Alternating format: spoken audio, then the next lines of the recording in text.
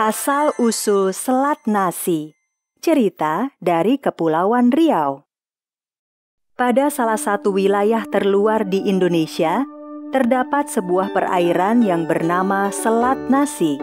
Selat Nasi merupakan perairan yang memisahkan antara Pulau Subi Besar dengan Pulau Subi Kecil. Dua pulau ini masuk ke dalam wilayah Kabupaten Natuna, Provinsi Kepulauan Riau. Namun, pada zaman dahulu, Pulau Subi Besar dan Subi Kecil belumlah terpisah seperti sekarang. Ada cerita yang menyebabkan terpisahnya pulau tersebut. Bagaimana ceritanya? Mari kita simak bersama dalam kisah berikut ini. Tersebutlah seorang datuk yang sangat kaya raya tinggal di Pulau Subi. Datuk kaya tersebut tinggal bersama istrinya yang bernama Cik Wan dan putri sematawayang mereka, Nilam Sari. Semua orang di Pulau Subi mengenal datuk tersebut dan memanggilnya dengan sebutan Datuk Wan. Nilam Sari yang sudah tumbuh menjadi gadis dewasa dikenal tidak hanya rupawan, tetapi juga memiliki budi pekerti yang sangat luhur. Cerita mengenai Nilam Sari yang cantik jelita serta berbudi luhur pun sampai hingga Kesultanan Palembang. Mendengar berita tentang Nilam Sari, Permaisuri memanggil Pangeran Demang Ajijaya, sang putra mahkota.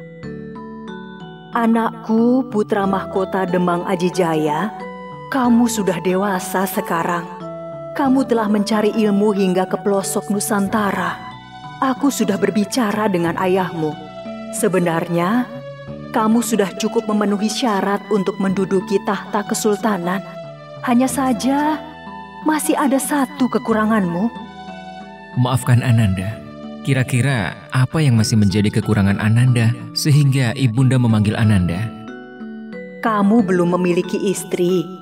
Syarat penting untuk menjadi sultan adalah memiliki permaisuri. Ibunda, maafkan putramu ini. Hanya saja belum ada gadis yang memikat hati Ananda. Ibunda mendengar di Pulau Subi sana ada seorang gadis rupawan dan berbudi pekerti luhur. Namanya Nilam Sari. Gadis seperti itu sangat layak menjadi permaisuri. Jika itu kehendak Ibunda, maka Ananda hanya bisa menurut apa yang menjadi kemauan Ibunda. Setelah Pangeran Demang Ajijaya setuju, maka Kesultanan Palembang segera mengirimkan utusan ke Pulau Subi untuk melamar Nilam Sari. Sesampainya di Pulau Subi, para utusan dari Kesultanan Palembang tidak mengalami kesulitan menemukan rumah datuk kaya tersebut.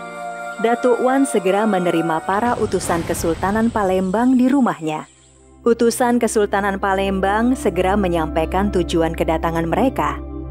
"Wah, kami sangat tersanjung dengan pinangan dari Kesultanan Palembang.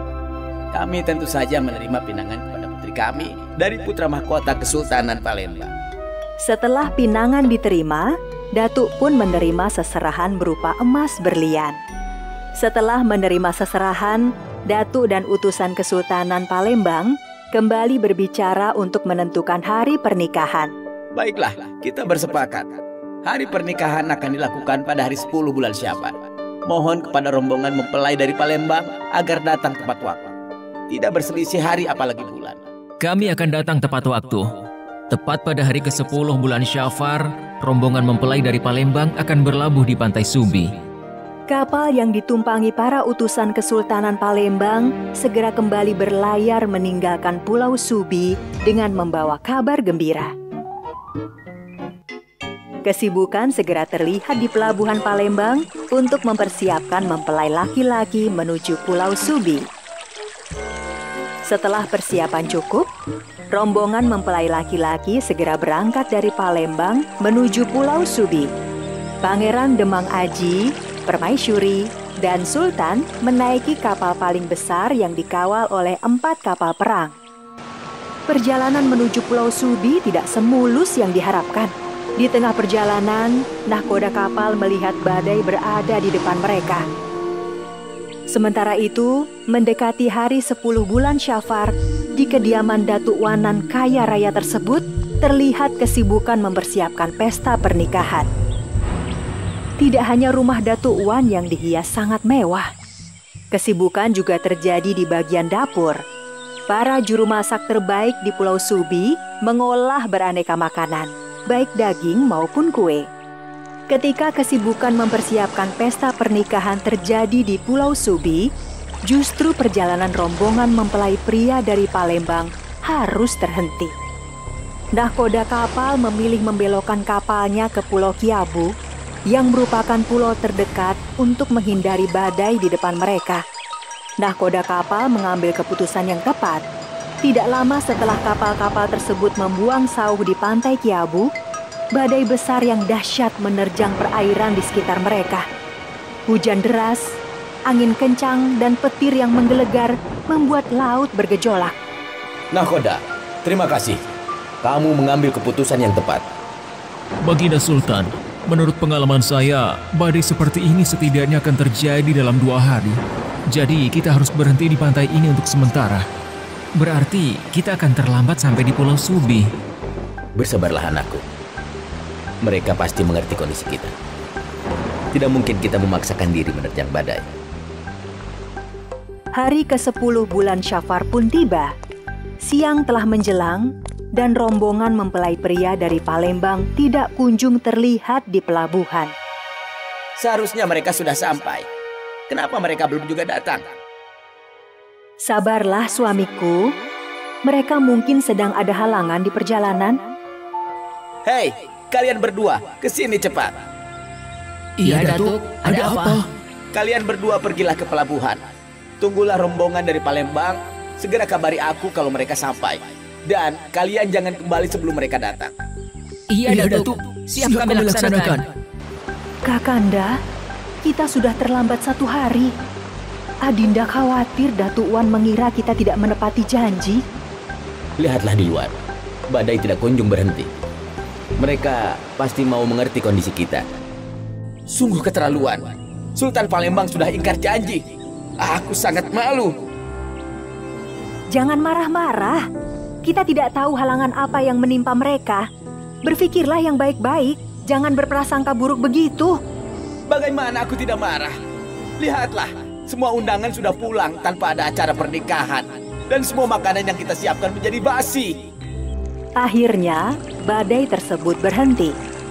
Pada hari ke-12 bulan Syafar, mereka meneruskan perjalanan menuju Pulau Subi. Rombongan mempelai pria dari Palembang sudah terlambat 2 hari. Pada hari ke-13 bulan Syafar, rombongan mempelai dari Palembang pun merapat di Pulau Subi. Lihat, itu kapal-kapal dari Palembang. Rombongan mempelai dari Palembang telah datang. Ayo, cepat kita beritahu Datuk Wan. Ada apa kalian kemari? Awas, jangan bawa berita buruk. Atau kalian aku. Rombongan kapal dari Palembang sudah datang.